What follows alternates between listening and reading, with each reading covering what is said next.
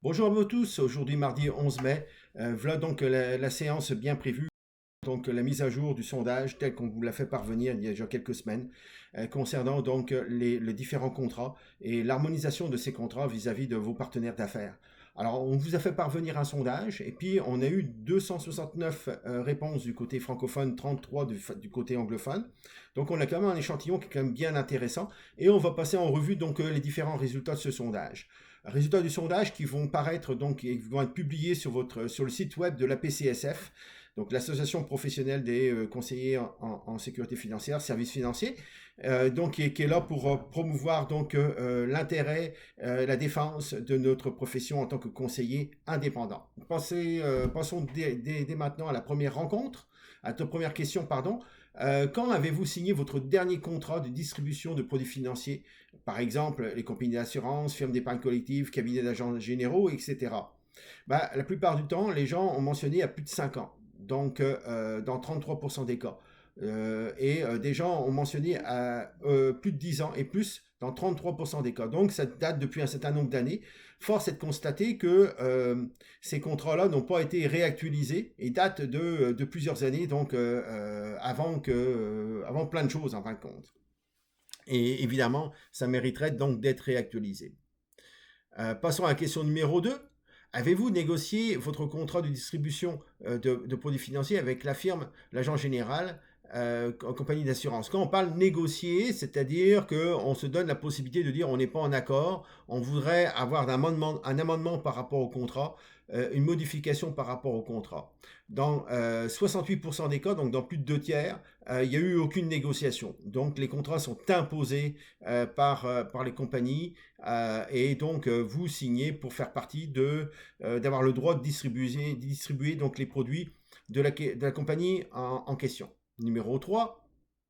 Aujourd'hui, connaissez-vous vos obligations dans les contrats de distribution que vous avez signés? Là, on a plus de 50% qui mentionnent un peu et moyen, autour de 60%. Donc, souvent, donc, le monde va signer des contrats et définitivement ne sauront pas exactement de quoi il s'agit réellement. Le but étant donc d'avoir la possibilité, l'autorisation de distribuer les produits en question. Passons à la question 4. Question 4. Considérez-vous que votre contrat actuel soit exempt de conflit d'intérêts envers la société? Donc, est-ce que vous avez une absence de conflit d'intérêts? Et là, dans 41%, on ne sait pas. Bon, ben, évidemment, c'est important de pouvoir le considérer. Donc, ça semble mentionner que les contrats ne sont pas très, très, très clairs au niveau de la compréhension du contenu. Question numéro 5. Selon vous, quel est votre niveau de responsabilité vis-à-vis d'une attaque de cybersécurité ou de perte de données impliquant les informations confidentielles de vos clients stipulées dans votre contrat de distribution? Je suis 100% responsable, c'est 41% des cas, et je partage la responsabilité avec la firme de courtage, 14% des cas. Donc dans plus de 50%, dans 55% des cas, vous considérez que vous avez une responsabilité. Mais souvent, vous ne savez pas c'est quel type de responsabilité vous avez réellement et qu'est-ce que vous devez faire pour combler pour annuler ce type de responsabilité. Donc c'est une question qui peut être pertinente évidemment. Question numéro 6. Êtes-vous assuré en matière de cybersécurité? Ça vient donner suite à qu'est-ce qu'on vient juste de mentionner. Est-ce que vous considérez avoir une responsabilité dans la fuite des datas? Oui, j'ai une assurance de base dans 33% des cas. Oui, j'ai une assurance adaptée à mes besoins, 18% des cas. Non, je ne suis pas assuré. Et je ne sais pas 30% des cas. Donc là, on a quand même 50% des cas, plus de 50% des cas qu'on ne sait pas exactement si on a une assurance là-dessus. Question numéro 7. Seriez-vous intéressé à ce que l'APCSF, l'Association des professionnels en conseil et en services financiers, s'occupe de créer un modèle unique de contrat de distribution pour tous ses membres afin de standardiser et limiter les responsabilités de chacune des parties? En fin de compte, c'est bien important de pouvoir considérer d'encadrer d'encadrer donc le produit, les contrats, de façon qu'ils soient totalement clairs et que vous bénéficiez d'un consentement libre et éclairé. Donc, dans 85% des cas, oui, vous avez mentionné que c'était important, intéressant, possible, ce que la PCSF intervienne et propose un contrat unique de distribution pour tous ses membres. Donc là, on peut évidemment se valoriser là-dessus en tant que la PCSF.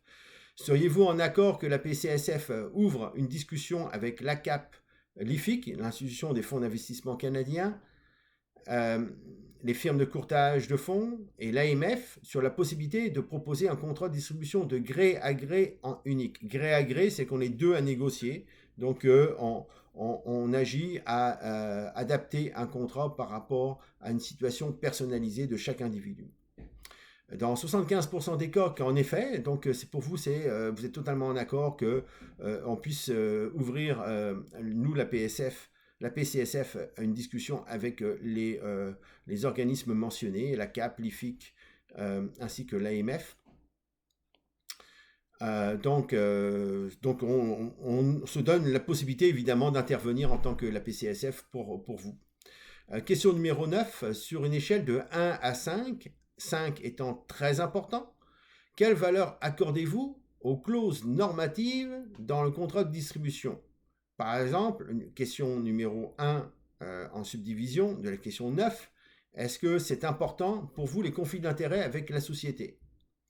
Et force est de constater que plus de 50% des cas, que oui, c'est important de connaître les conflits d'intérêts de la société avec qui vous allez signer, parce que évidemment, ça peut apporter un élément nécessaire et indispensable dans la procédure de la négociation.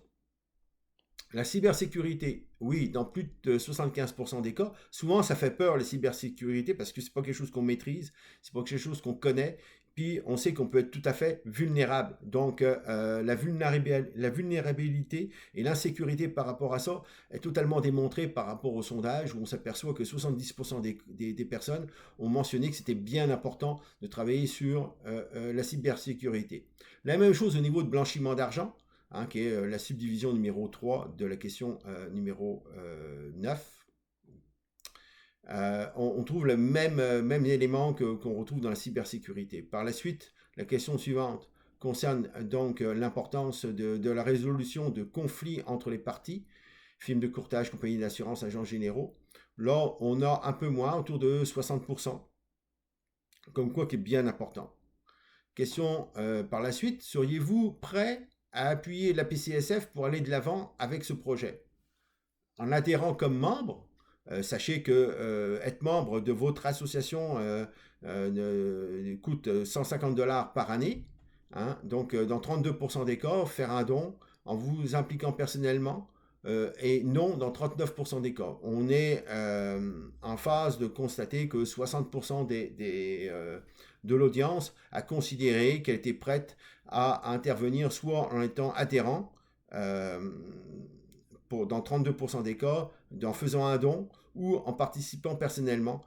Donc 60% de l'audience a dit oui, on veut avancer et puis on veut contribuer à ce que la PCSF puisse l'appuyer, la PCSF aller de l'avant par rapport à ce projet d'un contrat unique négocié avec les pairs. Donc sachez, comme je mentionnais tout à l'heure, donc là on en a fini. Sachez que, comme je mentionnais tout à l'heure, donc les résultats du sondage vont être publiés sur le site web. Et définitivement, donc, je vous encourage à aller visiter notre site web, la PCSF, de vous donner, d'entrer en tant que membre et de participer à votre association, la seule association en fin de compte d'un conseiller en sécurité financière ou en épargne collective qui puisse travailler sur votre défense et sur le positionnement adéquat en tant que conseiller indépendant pour les prochaines années. Donc mon nom est Frédéric Perman, je suis administrateur de la PCSF et puis je vous souhaite une excellente journée et à bientôt.